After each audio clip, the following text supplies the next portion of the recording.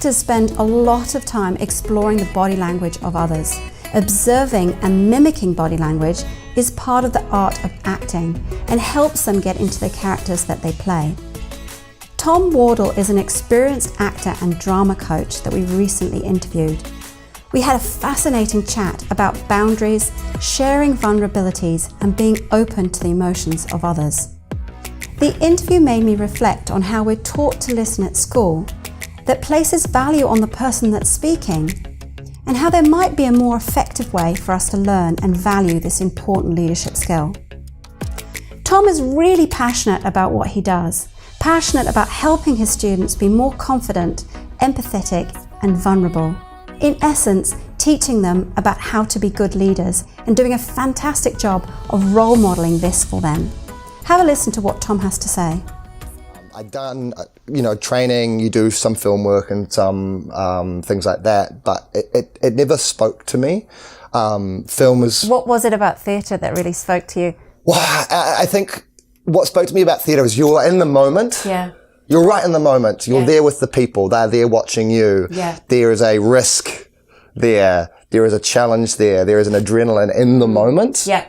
Yeah. Which I really enjoyed. There is an atmosphere of just before you're about to go on. You have the nerves, but also you have the exhilaration. Yeah. That moment where you are in front of people and you are somebody else as well, and you are loud and you are big, and you are commanding a space. And I think the empathy side of things also was really important to me. I've always felt that empathy is a really important thing for people to have. And it's something that I always use in my classes as well. Understanding people, listening to people, getting an idea of their perspective. And that's so helpful for an actor, but also helpful for a person. Just living as well. But that's what really drew me to theatre. It was big, it was vibrant. And I think what I already had in me was then exemplified and kind of blown up a little bit more. So my voice became much louder. So, being an actor and being on stage is sort of exemplified that, like you were saying, is major. But you already had quite a big voice, but it's become bigger. What other things do you think, kind of because of your career, like you were talking about empathy, is that something? Obviously, you've always had strong sense of empathy, but is that something that's developed? From like, have you become more observant of how other people interact or the emotions going on for other people? Absolutely, and it's because of connections that I've made with other people and different perspectives, meeting new people, and again, I think that's what theatre does as well. I met so many different people in theatre circles and in the jobs that I've taken. Had so many opportunities to meet people from all different walks of life, and been encouraged to kind of look at them and go, okay, well, what makes you tick? What drives you? What's your situation? And understanding how someone's situation feeds into who they are. And again, a really powerful tool for an actor to understand your character is, where has your character come from? Yeah. Where have they come from? Because where you come from really dictates where you are going and the choices that you are going to make. And, but then it also encourages stories about people that come from one certain life, but then transcend that life as well and buck the trend and say no to that and take a completely different path.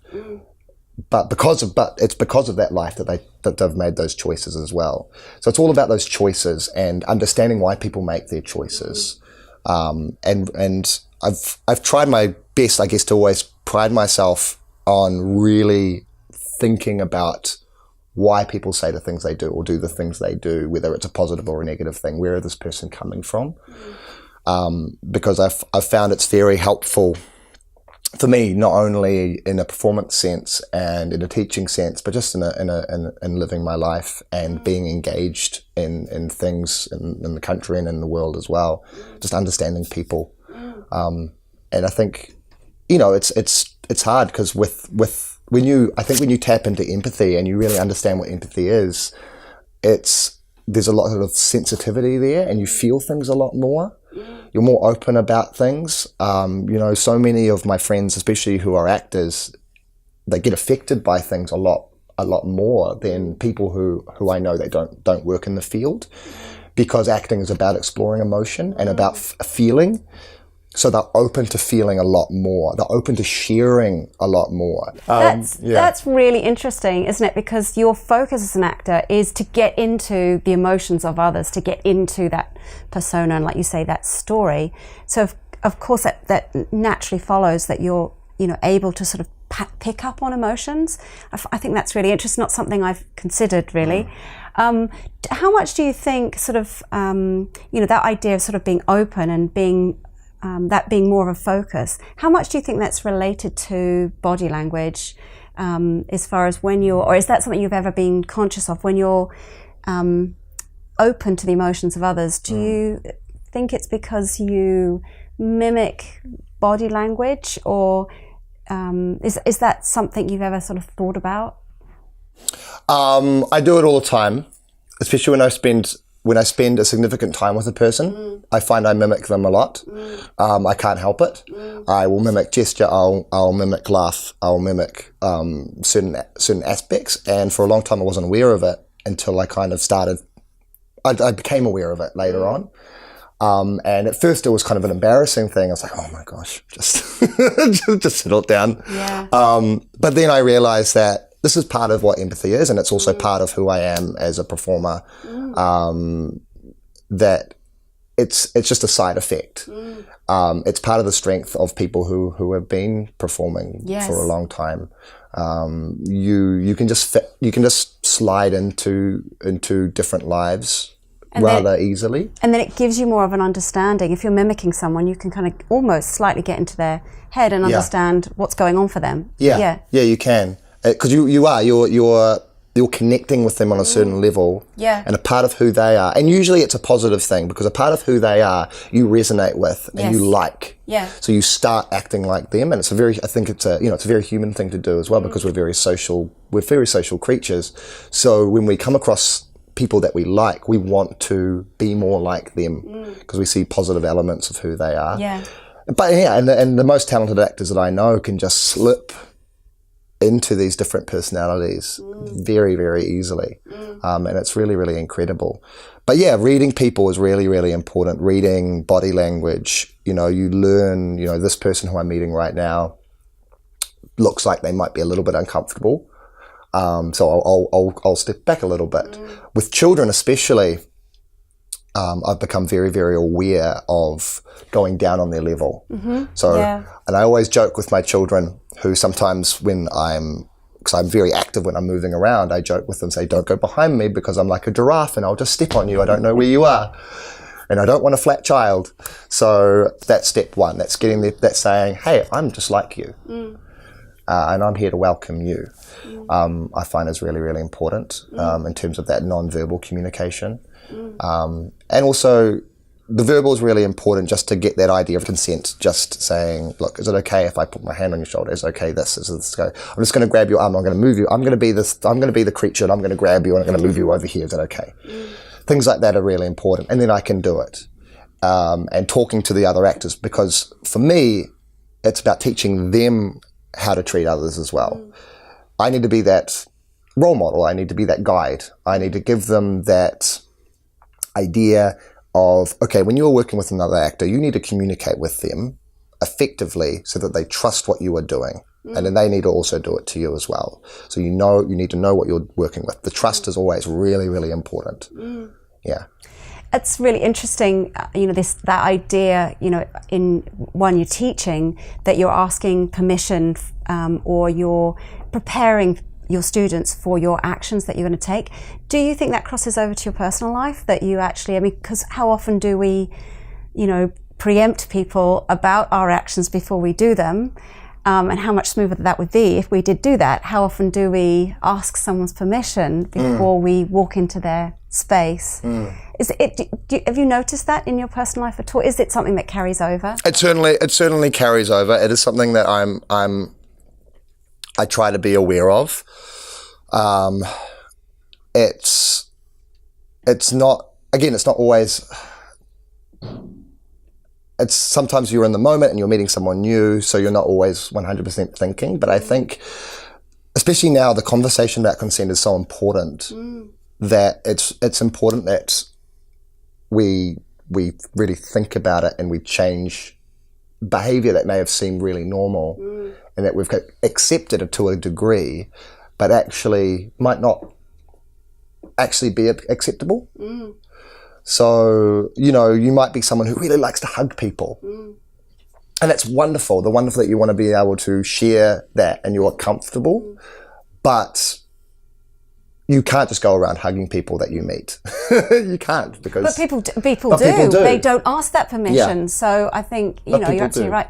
Yep. And again, it happens all of the time in theatre. People come up to you and go, and they grab you and you're like, oh, well. I wanted that sweaty.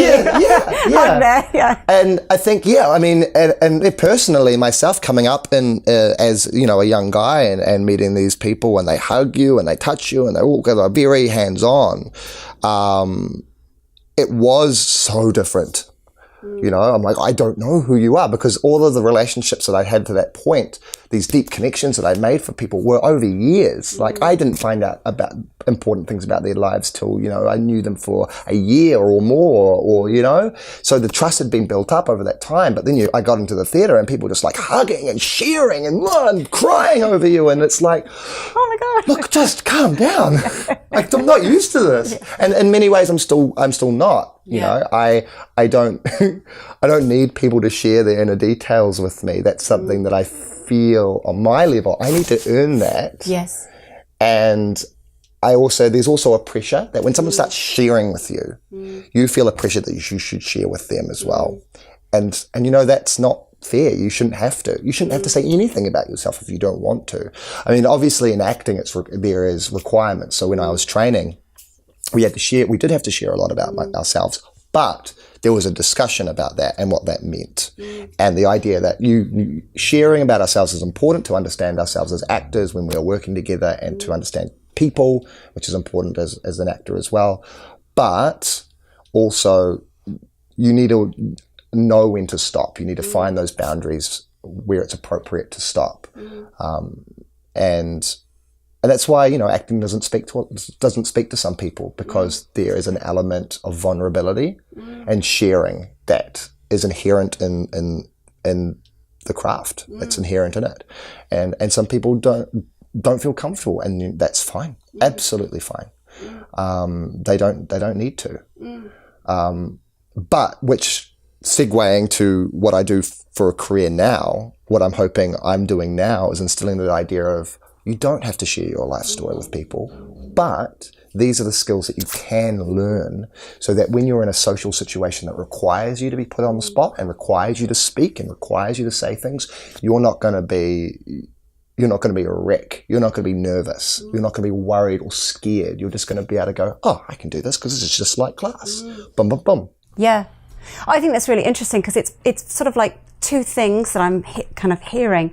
One is this, you're teaching and you're role modeling these really strong boundaries, sort of knowing the children, knowing what's acceptable and what's not for them. But then on the other side of that is actually, because I think so often in society, we're taught how not to be vulnerable, how to be hard and to be closed and to be tough and not cry and put a brave face on. And you're actually, I think it's wonderful, because you're actually saying, be vulnerable. You'll be more successful if you can be open when it's appropriate.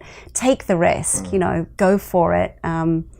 Share, something about yourself. So that it's sort of like the two, sort of a bit of a balance, really, isn't Absolutely. it? Yeah. Oh man, balance is crucial. Balance is crucial in everything.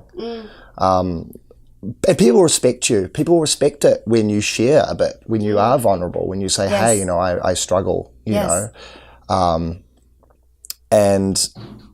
And that's so important, and especially with my older classes, my high school age students who live in a world of constant scrutiny. So what do you think, as far as acting and the classes that you run, what does that provide for them? What do you think they what sort of positive aspects do they get that's going to help them cope with their life? Performing in front of other people is the first thing that comes to mind. Being by yourself, delivering some kind of content to a group of others. That's really, really important.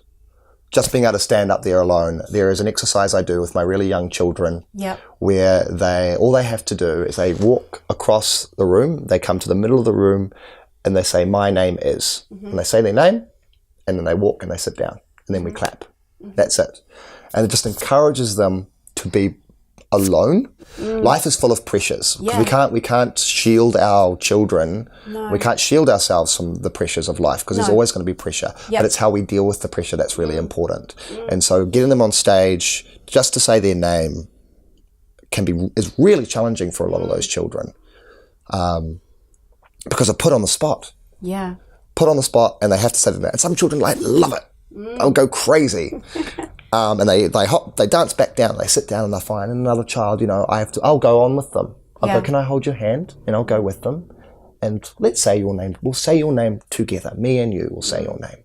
And then we say their name. And then I'll take them back down and go, "That was wonderful. Look at you. Look at what you've done. Wonderful." How do you translate that into, do you have a sort of similar exercise for the older children? Or how do you translate that into? For the older children, I have an exercise that focuses on sharing and focuses on being put on the spot a little bit as well.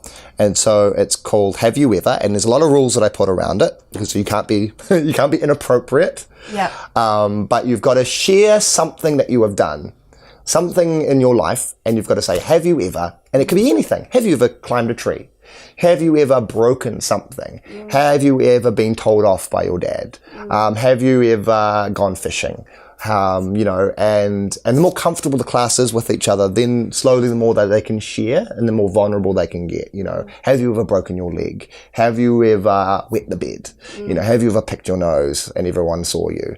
Things like that. And so as soon as they say it, if you have done that, you have to swap places. And the person in the middle gets an opportunity to go sit back down. And then another person's in the middle. And then they have to share something.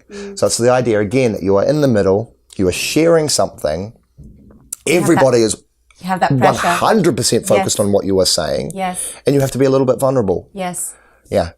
And also you have to listen. You have to sit and you have to listen to that person too. So I think that's the second important thing is listening, is being able to sit as an audience, be still and listen to somebody else while they are talking and while they are sharing. It was always, and you always have, the hands up, hands down. I always talk in my class about the idea of respect. And the times when I have had performers who have talked over someone too many times. And fortunately, it doesn't happen too often, but when it does, I have them stand up and I will say, "When you are talking over this person, what you are telling me is that you think you are more important than they are, and what you have to share is more important than what they have to share. Is that true? Do you think that's true?" And try not to blame them or coming at them going, "Don't talk while someone else is talking. You've done this terrible thing." It's more, do you think that's true? Asking them a question, putting that into their court. And 99% of the time they go, "No." And I said, "How would you feel if everyone was talking over you?" I said, I wouldn't feel good." "Well, I don't feel good that you're talking over this person. It hurts my feelings that you're talking over them. And I know you don't really think that, but sometimes we forget, don't we?" And they go, "Yeah. And I go, "Okay, well, thank you. You can sit down now. Let's just make sure we're not," and then I'll address the class. It's really important that we don't talk over someone when they're speaking. If you have something to say, wait till it's over and then put your hand up and I'll address it and we'll talk about what you have to say. So again, even in discipline, it's important to have an understanding. Sometimes you just have to be fast. You go like, "Don't talk." You have to be firm about it because in the moment you can't have a big discussion, but it's important that you find a moment later to then have that discussion. And that's the thing again. I think teaching children how to resolve conflict. A lot of performance is focused around a conflict, a problem. So usually at the younger ages, I encourage the children not to create a problem out of the characters, but the characters have to solve a problem. They have to go, oh, we're in the forest and it's cold and we have to light a fire. Let's solve this problem. And sometimes they'll start going, I'm going to hit him with this stick. It's like, oh, but would your character do that? You're trying to light the fire. Do you think that's appropriate? And then we'll discuss it, and then we'll get back into the scene. And then they start adding more problems. Maybe there's a bear. Maybe a lightning strike hits one of the trees and it falls down and it nearly hits somebody, so you got to push them out of the way. Things like that. Solving problems rather than dealing with character conflict. And when they get older and they start learning a little bit more in class and they start trusting each other a little bit more, then you can go, this character has taken something from you, or you've lost your keys and you think he's taken them, or they've broken, you're his mum and he's just broken the vase. And then they have a discussion, they have their conflict, their character conflict. But by that point, they know how to deal with those conflicts. Yep. They don't start yelling at each other and getting angry with each other. They can approach it in a constructive way. And then we could explore big emotions. So let's just say, okay, I want you to explore being upset, but you don't want to yell. You don't want to yell. You want to be you want to be upset, but you want to be kind. And then they'll do that scene. Okay, now I want you to be really angry, and I want you to explode with anger. Show me how angry you can be. And so it's more like as they get older, you can be more subtle, and it's obviously this emotions are quite complex. It's not just happy, sad. There's like a whole host of other things. But whereas smaller children is a bit more black and white because they don't have so much understanding or control of their emotions. Sort of from reflecting from what you're saying, which seems to be something that keeps coming back for you, and it's very much seems to be part of your leadership journey, is around that empathy piece, which is, you can be really strict with a child, but it's so important to then show the empathy afterwards, that I hear you and I understand where you're coming from. And this is where I was at as well. So I think that's also something with technology that children possibly aren't learning so much because they're not interacting so much. That empathy piece, And it was from a teacher that I really learned that kind of stuff. In primary school, I learned from a teacher who said it was okay to cry and it's okay to say, I feel this. And that's so powerful to, when you're young. Because I growing up, I was always really sensitive as well. I was a very sensitive person. And so I did come across times when people were like, oh, stop crying, stop doing, stop. And so that did affect me quite a bit. And so now I understand how important it is for children and young people and people in general to be able to say, I feel. And you don't have to blubber, and you don't have to go a big thing. Yeah, absolutely. It's just expressing how you feel. And again, that's hopefully what I'm instilling in my classes, is the idea that you can be confident in yourself, so that if someone hurts you or does something that you disagree with or don't like, you can go to that person and in a constructive way, you can say, hey, I didn't like what you did because it made me feel this, or it caused me to think about this, or I felt that you were putting this person in a position that made me uncomfortable, or whatever. Being able to communicate. I mean, that's it. In a nutshell, it's just being able to communicate. That's what these classes teach. That's what theatre helps. It's communicating, whether it's a story, or whether it's your feelings, whether it's a proposal in a meeting. It's just communication. And I suppose communication, and it's showing them that there's lots of ways you can communicate something. You have options. There's not just one way. And if you're upset, there's lots of ways you can communicate. You can be angry, you can be subdued, you can be all sorts of things. What about power and confidence? How do you think that it gives your students, a sense of that, you sort of referred to that sense of inner power. Do you think that sort of the acting classes gives them that sort of sense of power and confidence within themselves, or does it help to nurture that? Absolutely. Yeah. Absolutely. It gives them an opportunity, and it gives them an opportunity in a safe space to explore that, where they know they're not going to be laughed at or mocked or jeered at or made fun of.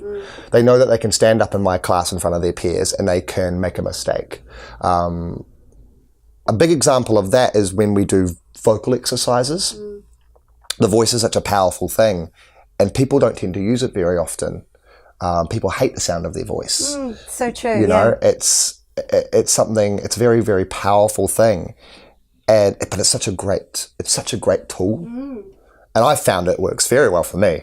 And you know, I can teach a group of 20, 12-year-old boys in a small space, and with my voice, I can get them looking at me. By doing what? By talking louder? Just talking louder, just projecting my voice. Projecting your voice, yeah. Being the biggest energy in the room. So, and it's physical too, it's my body as well, but it's my voice as well. And together. So what do you do with your body to generate that energy?